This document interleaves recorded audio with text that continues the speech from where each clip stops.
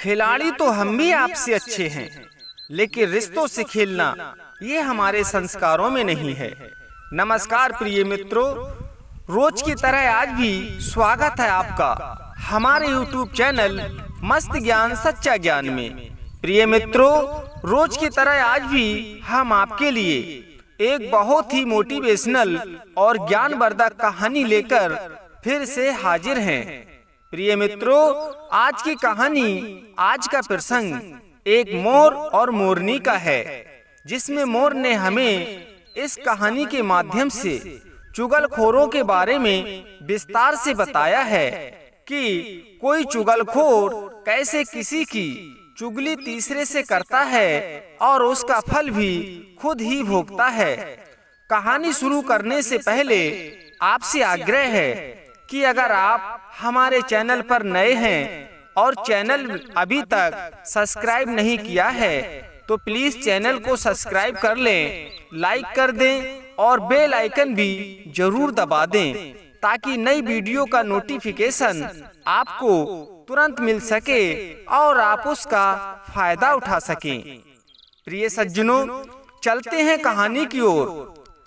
पर कहानी का पूरा ज्ञान पाने के लिए आपको कहानी के अंत तक चैनल पर बने रहना होगा ताकि आपको पूरी जानकारी प्राप्त हो सके। इस कहानी को अपने परिवार की माताओं, बहनों और बच्चों को भी जरूर सुनाना ताकि उन्हें भी किसी की चुगली के परिणाम के बारे में जानकारी प्राप्त हो सके और वे ऐसा करने से बचें और अपने जीवन में कभी किसी की बुराई, निंदा या चुगली न करें।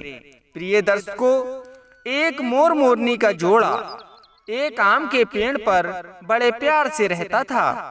एक रात बड़ी जोर की बारिश आई। कुछ देर बाद बारिश तो रुक गई, पर सर्दी तेज हो गई। मोर मोरनी का ठंड की वजह से टाइम नहीं गुजर पा रहा था। रात बड़ी लग रही थी। तब मोरनी ने मोर से कहा, स्वामी, अभी रात बहुत है, इसलिए ऐसा करो कि कुछ सुनाओ जिससे रात भी कट जाएगी और कुछ ज्ञान भी प्राप्त हो जाएगा। तब मोर कहता है, प्रिय, तुम ही बता दो, फिर किस तरह की कहानी सुनोगी? मोरनी बोली, स्वामी, आज हमें इंसानों के बारे में कुछ बताओ। तब मोर कहता है, अच्छा ठीक है, तो जरा ध्यान से सुनो। प्रिय, इस संसार में 3 तरह के लोग रहते हैं। पहला चुगलखोर, दूसरा जलनखोर और तीसरा मतलबी। इन 3 तरह के लोगों का यही कार्य होता है कि ये किसी तीसरे की बात आपसे आपके सगे बनकर बात को बड़ा चढ़ाकर नमक मिर्च लगाकर बोलेंगे और यूं मुंह बनाकर बोलेंगे जिससे आपको उनकी बात बिल्कुल सच्ची लगेगी, जबकि उनकी बातें पूरी तरह झूठी और बनावटी होती हैं, पर दूसरों के घर परिवार को तोड़ कर रख देती हैं। ऐसे लोग सही मायने में खुद के अलावा अपने माँ बाप के भी कभी सगे नहीं होते। ऐसे लोगों से हमेशा दूर रहें ताकि हंसते खेलते परिवार में ये जहर न घोल दें। मोर ने कहा, प्रिय मोरनी, अब हम तुम्हें एक छोटी कहानी सुनाते हैं, सो ध्यान से सुनो। किसी नगर में एक राजा था। उसने एक दिन नगर के सभी ब्राह्मणों को भोजन कराने का आयोजन किया। भोजन में खीर भी बन रही थी। उसी समय एक बाज काले सर्प को अपने पंजों में लेकर कहीं से उड़कर जा रहा था। सर्प भी अपनी जान बचाने के लिए बाज को बार बार मुंह मार रहा था। मुंह बाज के तो ना लग सका, पर उसके मुख से निकला जहर अकस्मात ही उस खीर के पात्र में आकर गिरा। अब जब भोजन तैयार हो गया, फिर ब्राह्मणों को खिलाया जाने लगा। इससे प्रिय वहां के 200 ब्राह्मणों की मृत्यु हो गई। पूरे नगर में हाहाकार मच गया। अब क्या करें? भोजन की जांच की गई तो सर्प का विष पाया गया। अब इसमें राजा की भी कोई गलती ना थी। ना बनाने वाले की और ना ही परोसने वाले की। कुछ मिलाकर बात लगभग शांत हो गई। उसमें कोई भी दोषी नहीं पाया गया। अब अगले दिन एक साधु उस नगर में आया। उसे शाम हो गई। उसने सोचा क्यों ना आज की रात इसी नगर में काटी जाए।